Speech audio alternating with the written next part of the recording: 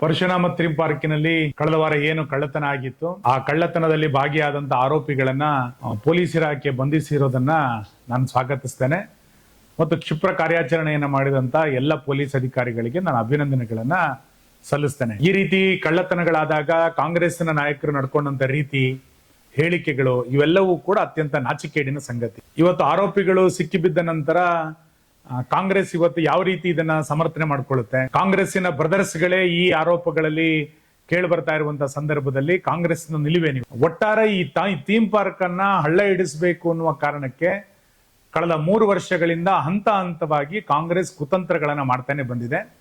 ಅದರ ಪರಿಣಾಮವಾಗಿ ಇಡೀ ಪ್ರವಾಸೋದ್ಯಮ ಇವತ್ತು ಪಾಳು ಬಿದ್ದಿದೆ. ಒಂದು ಥೀಮ್ ಪಾರ್ಕಿನ ಅಥವಾ ಒಂದು ಸರ್ಕಾರಿ ಯೋಜನೆಯ ಕಟ್ಟಡಕ್ಕೆ ಆರೋಪಿಗಳು ಇಷ್ಟು ದೊಡ್ಡ ಪ್ರಮಾಣದಲ್ಲಿ ಬಂದು ಕಳ್ಳತನ ಮಾಡ್ಲಿಕ್ಕೆ ಧೈರ್ಯ ಕೊಟ್ಟಿದ್ಯಾರು? ಕಾಂಗ್ರೆಸ್ ಸರ್ಕಾರ ಇದ್ದಿದ್ದ ಕಾರಣಕ್ಕೋಸ್ಕರನೇ ಇಷ್ಟೆಲ್ಲ ಧೈರ್ಯಗಳು ಆರೋಪಿಗಳಿಗೆ ಬರಲಿಕ್ಕೆ ಸಾಧ್ಯ ಆಯಿತು. ನಮ್ದೇ ಸರ್ಕಾರ ಇದೆ, ನಾವ್ ಏನ್ ಮಾಡಿದ್ರು ನಡೆಯುತ್ತೆ ಎನ್ನುವಂತ ಮಾನಸಿಕತೆ ಇರುವಂತ ವ್ಯಕ್ತಿಗಳೇ ಇವತ್ತು ಈ ಕಳ್ಳತನಗಳನ್ನ ಮಾಡಿದ್ರಿಂದ ಕಾಂಗ್ರೆಸ್ ಇದಕ್ಕೆ ಪರೋಕ್ಷವಾಗಿ ಇದನ್ನ ಎಲ್ಲ ಹಂತದಲ್ಲೂ ಕೂಡ ಬೆಂಬಲಿಸ್ಕೊಂಡು ಬಂದಿದ್ದ ಕಾರಣಕ್ಕೆ ಇವತ್ತು ಈ ರೀತಿಯಾದಂತ ಕಳ್ಳತನ, ದನಗಳ್ಳತನ, ಹಟ್ಟಿಗೆ ಕಳ್ಳರು ನುಗ್ಗುವಂತ ಪರಿಸ್ಥಿತಿ ಇವೆಲ್ಲವೂ ಕೂಡ ಯಾಕೆ ನಿರ್ಮಾಣ ಆಯ್ತು ಅಂತ ಕೇಳಿದ್ರೆ ಕಾಂಗ್ರೆಸ್ಸಿನ ಪ್ರತ್ಯಕ್ಷ ಮತ್ತು ಪರೋಕ್ಷವಾದಂತ ಬೆಂಬಲದ ಕಾರಣಕ್ಕೋಸ್ಕರ ಇವೆಲ್ಲವೂ ಕೂಡ ನಡೆದಿತ್ತು.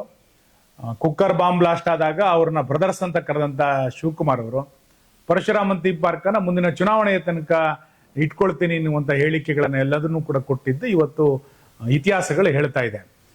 ಕಾಂಗ್ರೆಸ್ಗೆ ಇನ್ನಾದ್ರೂ ಕೂಡ ನಾಚಿಕೆ ಆಗಬೇಕು ಅಂತ ನಾನು ಅನ್ಕೋತೇನೆ.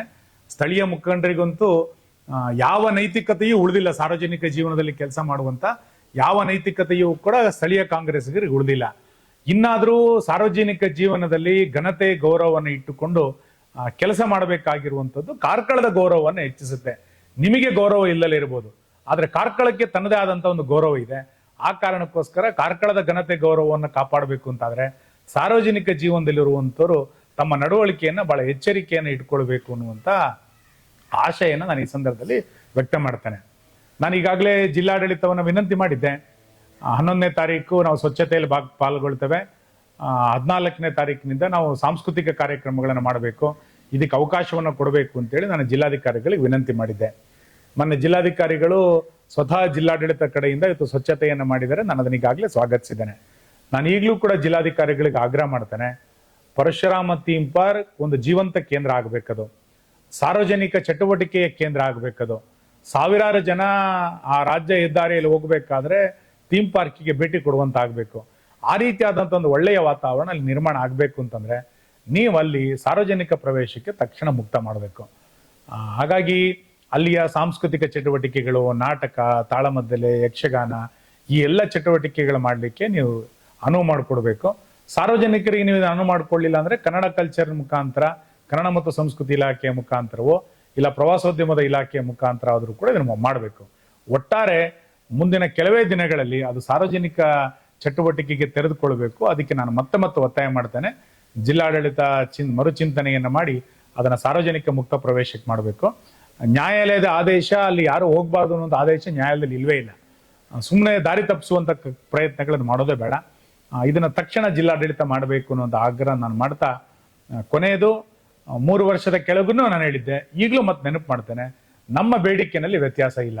ನಮ್ಮ ಬೇಡಿಕೆ ಇದ್ದಿದ್ದು ಅವತ್ತು ಒಂದೇ, ಇವತ್ತು ಒಂದೇ.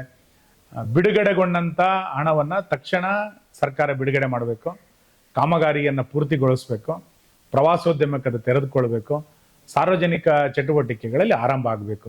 ಈ ಬೇಡಿಕೆಯನ್ನು ಅವತ್ತಿಂದನೂ ಕೂಡ ಹೇಳ್ತಾ ಇದ್ವಿ, ಇವತ್ತು ಕೂಡ ನಾವು ಹೇಳ್ತಾ ಇದ್ವಿ. ಜಿಲ್ಲಾಡಳಿತ ಇದಕ್ಕೆ ತಕ್ಷಣ ಸ್ಪಂದನೆಯನ್ನು ಮಾಡಬೇಕು. ಕರಾವಳಿಯ ಪ್ರವಾಸೋದ್ಯಮ ಅಂತೇಳಿ ಸರ್ಕಾರ ಯೋಚನೆಯನ್ನು ಮಾಡಬೇಕಾದ್ರೆ ಪರಶುರಾಮ ಥೀಮ್ ಪಾರ್ಕ್ ಅನ್ನ ಬಿಟ್ಟು ಕರಾವಳಿಯ ಪ್ರವಾಸೋದ್ಯಮ ಆಗ್ಲಿಕ್ಕೆ ಸಾಧ್ಯ ಇಲ್ಲ. ಇದನ್ನ ಅರ್ಥ ಮಾಡಿಕೊಂಡು ತಕ್ಷಣ ಸರ್ಕಾರ, ಜಿಲ್ಲಾಡಳಿತ ಎಚ್ಚೆತ್ತುಕೊಳ್ಬೇಕು ಅನ್ನುವಂತ ಆಗ್ರಹವನ್ನು ನಾನು ಮಾಡ್ತೇನೆ.